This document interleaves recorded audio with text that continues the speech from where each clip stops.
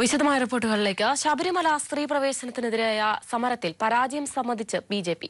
സമരം ശരിയായ വിജയം കണ്ടില്ലെന്ന് ബിജെപി സംസ്ഥാന അധ്യക്ഷൻ ശ്രീധരൻപിള്ള. സെക്രട്ടേറിയറ്റിന് മുന്നിൽ നടക്കുന്ന സമരം നാളെ അവസാനിപ്പിക്കുമെന്നും ശ്രീധരൻപിള്ള പറഞ്ഞു. വിശ്വാസ സംരക്ഷണം എന്ന പേരിൽ ബിജെപി സെക്രട്ടേറിയറ്റിന് മുന്നിൽ നടത്തിവരുന്ന സമരം അവസാനിക്കുമ്പോൾ നേതൃത്വം പരാജയം സമ്മതിച്ചിരിക്കുകയാണ്. സംസ്ഥാന അധ്യക്ഷൻ PS ശ്രീധരൻപിള്ളയുടെ വാക്കുകളിൽ നിഴലിക്കുന്നതും അതുതന്നെയാണ്. ഓരോ സമരഘട്ടത്തിലും ശ്രദ്ധേയമായ നേട്ടങ്ങൾ ഉണ്ടായി. പക്ഷെ പൂർണ്ണമായ നേട്ടം 100% വിശ്വാസം സംരക്ഷിക്കാനുള്ള ശ്രമത്തിൽ പൂർണ്ണമായി വിജയിക്കാൻ സാധിച്ചില്ലെങ്കിലും ഓരോ ഘട്ടത്തിലും അതിനെ സംബന്ധിച്ചിടത്തോളം ജനപിന്തുണ കൊണ്ടും ശബരിമല ധർമ്മശാസ്താവിൻ്റെ അനുഗ്രഹകാഴ്ചകൾ കൊണ്ടും മുന്നോട്ട് വിജയത്തിലേക്കാണ് കുതിക്കാൻ സാധിച്ചിട്ടുള്ളത്. ശബരിമല സ്ത്രീ പ്രവേശന വിഷയമുന്നയിച്ച് ബിജെപിയും RSSും സുപ്രീം കോടതി വിധി പാടെ അവഗണിച്ചായിരുന്നു സമരരംഗത്തിറങ്ങിയത്. തുടക്കത്തിൽ സമരത്തിന് ശക്തമായ പിന്തുണ അണികളിൽ നിന്ന് ലഭിച്ചുവെങ്കിൽ ദിവസങ്ങൾ പിന്നിട്ടതോടെ അവരും കൈയൊഴിഞ്ഞു. പലപ്പോഴും നിരാഹാര പന്തൽ കാലിയായി. മാത്രമല്ല, അണികൾ കൈയൊഴിഞ്ഞതോടെ നിരാഹാരം അനുഷ്ഠിക്കാൻ നേതാക്കളും വിസമ്മതിച്ചു. നേതാക്കൾക്കിടയിലും സമരം തുടർന്നു കൊണ്ടുപോകുന്നതിനെ ചൊല്ലി തർക്കവും ഉടലെടുത്തു. അണികൾ കൈയൊഴിഞ്ഞ സമരം തുടരേണ്ടതില്ലെന്ന് RSS നേതൃത്വവും തീരുമാനമെടുത്തു. ഫലത്തിൽ ശബരിമല നട അടയ്ക്കുന്നത് ചൂണ്ടിക്കാട്ടി തലയുരുകയാണ് ബിജെപി. News bureau, Thiruvananthapuram. ബിജെപിക്കെതിരെ പശ്ചിമബംഗാളിൽ മുഖ്യമന്ത്രി മമതാ ബാനർജിയുടെ നേതൃത്വത്തിൽ ഒരു വിഭാഗം പ്രതിപക്ഷ പാർട്ടികളുടെ വൻ റാലി നടന്നു. 14 പ്രതിപക്ഷ പാർട്ടികൾ റാലിയിൽ പങ്കെടുത്തു. രാഹുൽ ഗാന്ധി, മായാവതി, ഇടതു പാർട്ടി നേതാക്കളും വിട്ടുനിന്നു. അതേസമയം റാലിയെ പരിഹസിച്ച് പ്രധാനമന്ത്രി നരേന്ദ്രമോദി രംഗത്തെത്തി. ഒരു MLA മാത്രമുള്ള പാർട്ടികൾക്ക് പോലും രാജ്യം ഭരിക്കണമെന്നാണ് ആഗ്രഹമെന്നും മോദി വിമർശിച്ചു. കേന്ദ്ര സർക്കാരിന്റെ സാമ്പത്തിക തൽസ്ഥിതി വ്യക്തമാക്കി കേന്ദ്ര ധനമന്ത്രാലയം പുറത്തിറക്കിയ റിപ്പോർട്ടിന്റെ 8ാം എഡിഷനിലാണ് മോദി സർക്കാരിന്റെ സാമ്പത്തിക പരിഷ്കാരങ്ങൾ പരാജയമായതിന്റെ കണക്കുകൾ ഉള്ളത്. ഭരിച്ച 4.5 വർഷം കൊണ്ട് 27 ലക്ഷം കോടി രൂപയുടെ കടം മോദി സർക്കാർ രാജ്യത്തിന് ഉണ്ടാക്കി.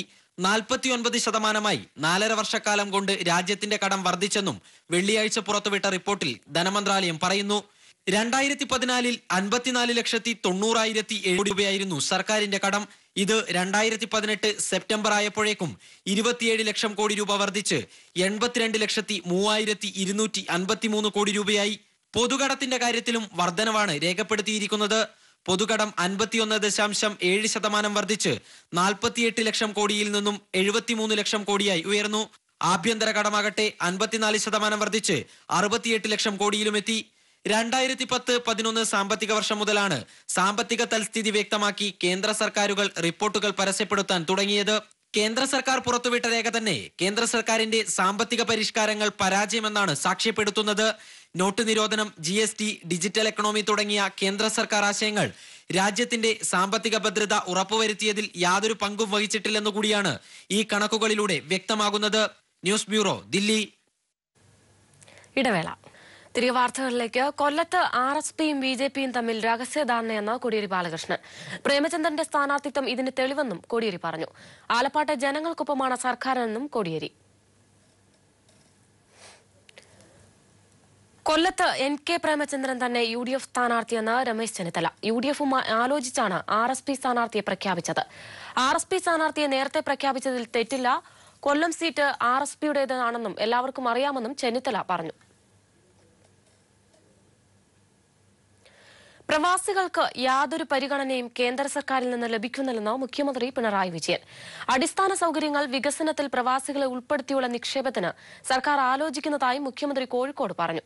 കേരള പ്രവാസി സംഘം സംസ്ഥാന സമ്മേളനത്തിന്റെ ഭാഗമായുള്ള പൊതുസമ്മേളനം ഉദ്ഘാടനം ചെയ്ത് സംസാരിക്കുകയായിരുന്നു അദ്ദേഹം. യാതൊരു പരിഗണനയും കേന്ദ്ര സർക്കാരിൽ ഉണ്ടാകുന്നില്ല എന്നതാണ് യഥാർത്ഥ വസ്തുത. പ്രവാസികളെ സംബന്ധിച്ചിടത്തോളം കേരള സർക്കാർ അതീവ ഗൗരവമായി തന്നെയാണ് കാണുന്നത്. അതുകൊണ്ട് തന്നെ പ്രവാസികളെ ആദരിക്കുന്ന സമീപനമാണ് സംസ്ഥാനം സ്വീകരിക്കുന്നത്. LDF സർക്കാർ അധികാരമേറ്റ 1000 ദിവസങ്ങൾക്കുള്ളിൽ തന്നെ ഗെയിൽ പൈപ്പ് ലൈൻ പദ്ധതി പൂർത്തീകരിക്കപ്പെടുമെന്ന് മുഖ്യമന്ത്രി പിണറായി വിജയൻ. അവസാന മിനുക്കുപണി പൂർത്തിയാക്കി പൈപ്പ് ലൈൻ വേഗത്തിൽ നാടിന് സമർപ്പിക്കാനാണ് തീരുമാനം. മതിയായ നഷ്ടപരിഹാരം ഉറപ്പാക്കി ജനങ്ങളുടെ ആശങ്ക പരിഹരിച്ചാണ് വികസന കുതിപ്പിൽ നാഴികക്കല്ലാകുന്ന പദ്ധതിക്കായി സർക്കാർ മുന്നോട്ടു പോയതെന്നും മുഖ്യമന്ത്രി ഫേസ്ബുക്ക് പോസ്റ്റിൽ കുറിച്ചു.